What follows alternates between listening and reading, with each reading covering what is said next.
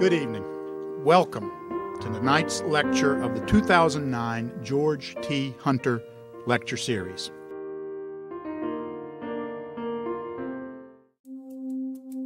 When you're a kid, you don't know what's an injustice. You just know that something's wrong. When we were children coming in, if you were asleep in the car, we woke up immediately coming into Alton Park because the smell. I knew that when the buildings around my family's home started to burn down, I knew that there was something wrong. This was the plant that produced benzene and a number of other toxins that caused the evacuation of the community. Poor neighborhoods are awful. They really are. You know, the only people that say that they aren't are those that have never lived in one. It's a good time house over here. They sell drugs at the little corner store. Oh, we've got a few men in trees. We have men in trees today. There's a phrase that I learned today, the men in trees, which is the guys that, don't really have much opportunity elsewhere. And so they just kind of hang around, they'll find places underneath the trees, and that's where they spend a good portion of their days.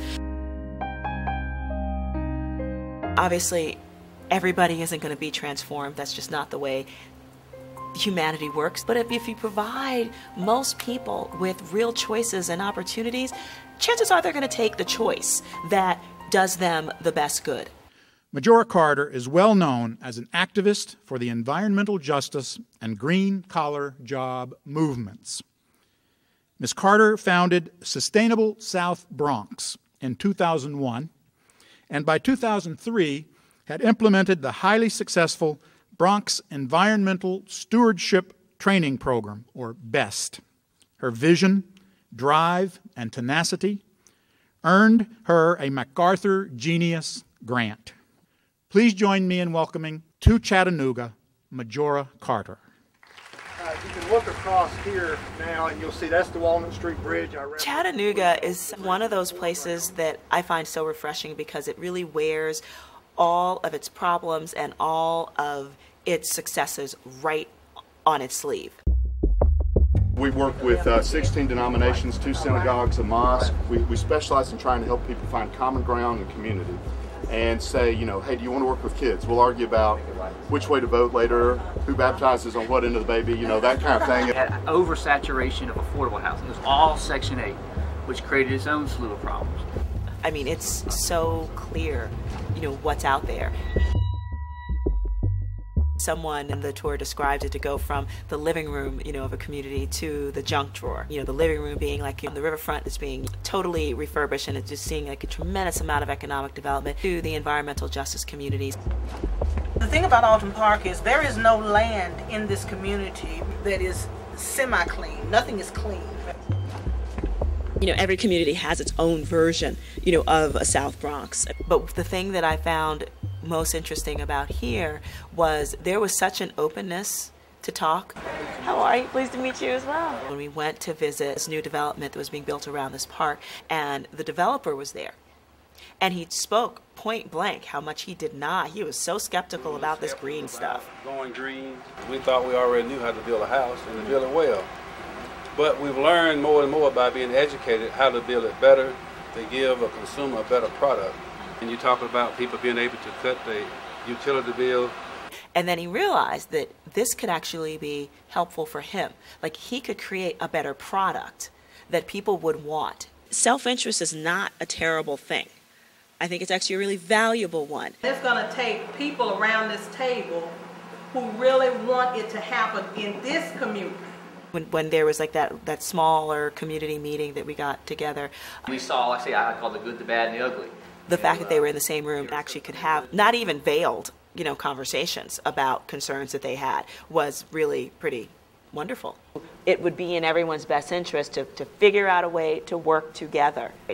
So thinking about ways to really instill green infrastructure. I wish there were some flashy things we could do real quickly that were shovel ready, but when you have a large percentage of our county that's functionally illiterate, there's no chance to have any kind of real environmental sustainability in terms of the way our systems run. But illiteracy doesn't necessarily, to me, interpret as untrained.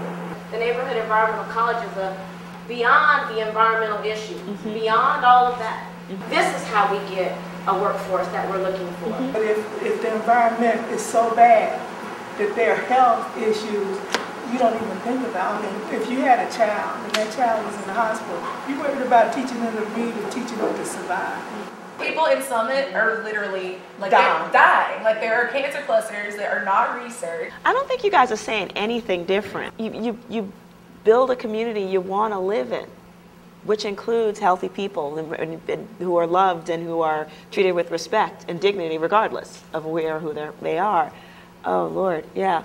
The issues that are there don't just stay, in those communities.